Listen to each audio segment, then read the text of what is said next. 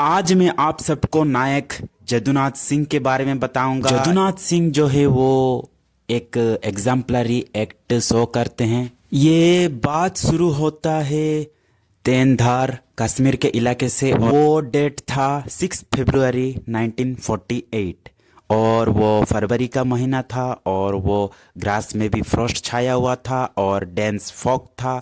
ऐसे माहौल में 9 प्लाटून के 10 आदमी उधर थे एक राजपूत बटालियन से। इंटेलिजेंस रिपोर्ट मिला कि पाकिस्तानी रेडर्स जो है कश्मीर में आ रहे हैं और वो बढ़ रहे हैं नौशेरा की तरफ और वो तेंदार जो है उस के रास्ते में आता है। वो मैरिड नहीं है तो हम उनके फैमिली के बारे में ज्यादा कुछ बात नहीं कर सकते हैं। लेफ्टिनेंट कर्नल किसान सिंह राठौड़ जो है जब वो यंग कैप्टन थे तो उस बैटल ऑफ तेंधार में मौजूद थे। तो उसमें लिखा हुआ था कि since the enemy was so close there was no question of covering fire and there was only hip firing and lobbing of grenades. The attack was frontal. We were grateful that they didn't attack from the sides.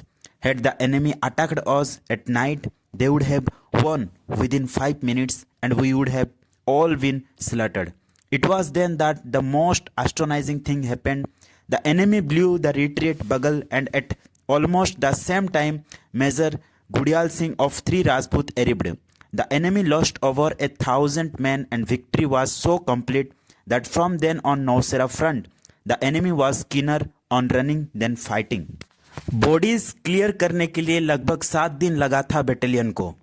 सूबेदार major Amit Singh भी उनके bravery के बारे में बताते हैं और Amit Singh would talk vividly of the operation and would start crying each time he spoke of Yadunath Singh. और एक बात तो है कि soldiers don't die when bullets fires their hearts and heads through their olive green shirts and woolen balaclavas. They don't die when they fall before an enemy onslaught or even when they get buried in trenches staining the earth with their warm crimson blood. It is only when we forget their acts of bravery that soldiers die. उस समय एक trouble था। वो क्या था कि India जो था वो इंडिपेंडेंट हुआ था पर जम्मू कश्मीर जो स्टेट था वो उस समय भी प्रिंसली स्टेट था और वो मना कर देता है इंटरिंग करने के लिए इंडिया और पाकिस्तान में।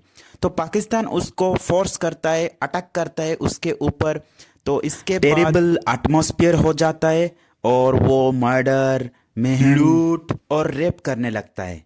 तो महाराजा हरि सिंह जो थे जम्मू एंड कश्मीर के वो इंडियन गवर्नमेंट को हेल्प मांगते हैं पर हमारे आर्मी उसमें फाइट नहीं कर सकते थे क्योंकि वो हमारे कंट्री के बॉर्डर से बाहर था। हमको पहले डॉक्यूमेंट ऑफ एक्सेशन को साइन करना था, इसके बाद ही डिफेंड करने एक राजपूत चले जाते हैं और जम्मू कश्मीर पे ऑपरेशन भी शुरू हो जाता है और इसके बाद नौशेरा की तरफ बढ़ जाते हैं। 8 दिसंबर 1947 को 50 पारा ब्रिगेड .2533 और तेंधार .3319 और .3754 और जम्मू, अखनूर, नौशेरा, राजौरी, पुंछ इन सारे इलाके पर हेवी पेट्रोलिंग हो जाता है। और इसके बाद डेट था 6 फरवरी 1948। उस दिन यदुनाथ जो है वो पाकिस्तान आर्मी के ऊपर कूद पड़ते हैं और हंड्रेड्स और पाकिस्तानी 100 थे और वो सिर्फ 9 सोल्जर्स थे। वो पूरा का पूरा आउट नंबर थे और वो फाइट नहीं कर सकते थे। फिर भी वो चूज करते हैं या तो सरेंडर करना या तो फाइट करना पड़ेगा। उनके सामने वो कभी भी सरेंडर नहीं करते, वो फाइट करते हैं टिल द लास्ट मैन।